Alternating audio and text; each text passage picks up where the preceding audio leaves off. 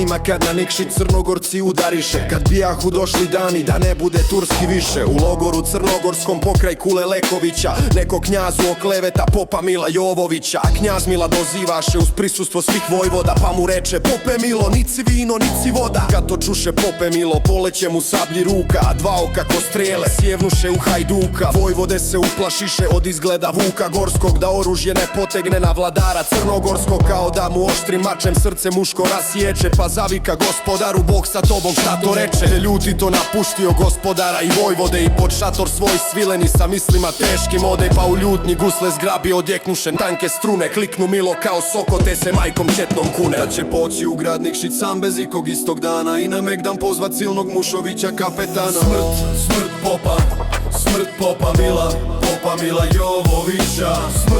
Smrt popa, smrt popa Mila, popa Mila Jovovića. Baci gusle uz Javranca, preko Zete pređe vode i na hatu po Mamnome preko polja gradu ode. Leti vranac niz rastoke kao da ga nose krila, no s bedema turska straža opazila popa Mila. A pop Milo sve je bliže do Turaka i Šanaca, pod sobom je zamorio bijesnoga svoga vranca. Kao što mu dolikuje bira turske porodice, na najtvrđe ide šance, na najljuće gradske zlice. Pa ako bi poginuo da pogine od junaka, od čuvenih i priznatih Idrizovih potomaka. Ustavi ga turska straža na kapiju kod Nikšića, kaza im se i naredi: zovite mi Mušovića. Kada čuše Turci koje potrčaše kapetanu, malo zatim i Mušović na kapiju gradsku stanu. Pa kad viđe popa Mila na bijesnom vrancu svome, dolasku se iznenadnom obradova njegovome. Otkud jutros Jovoviću veselijem glasom reče: zar od knjaza crnogorskog u moj tvrdi gradu teče? Smrt popa, smrt popa Mila, popa Mila Jovovića. Smrt popa, smrt popa Mila, popa Mila Jovovića.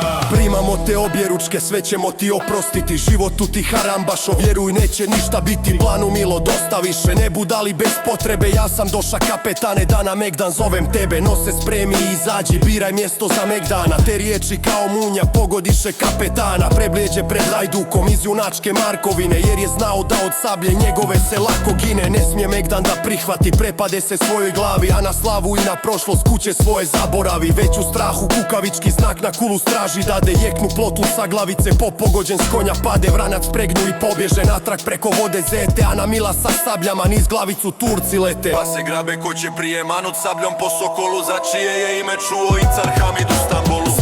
Smrt popa, smrt popa Mila, popa Mila Jovovića. Smrt popa, smrt popa Mila, popa Mila Jovovića. Na mrtvoga popa stiže Ferizović Hasan prvi, zviznu sablja, glava pade u stočenu lokvu krvi. Na najveću gradsku kulu na vrhana Mušovića istaknuše Turci glavu popa Mila Jovovića. Sa svrzovog oštro koca gleda Milo sa visine, kako mu se Turci zore i po gradu šenluk čine. A Gavran se crna ptica obradova iznenada, kad krvavu vidje glavu pa se vije iznad grada. Primiče se iznad Čabre da na bedem padne prvi, po starijem navikama mušku glavu da nagrdi. A krijući iz harema kroz penđere vire bule, da čuvenu vide glavu srpskog popa na vrh kule. Ne mogu se nagledati ni iščudit bule mlade, pa pitaju jedna drugu što po polske nema brade.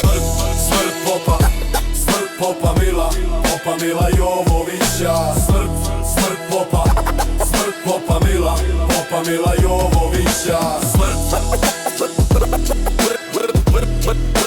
popa Mila Jovovića.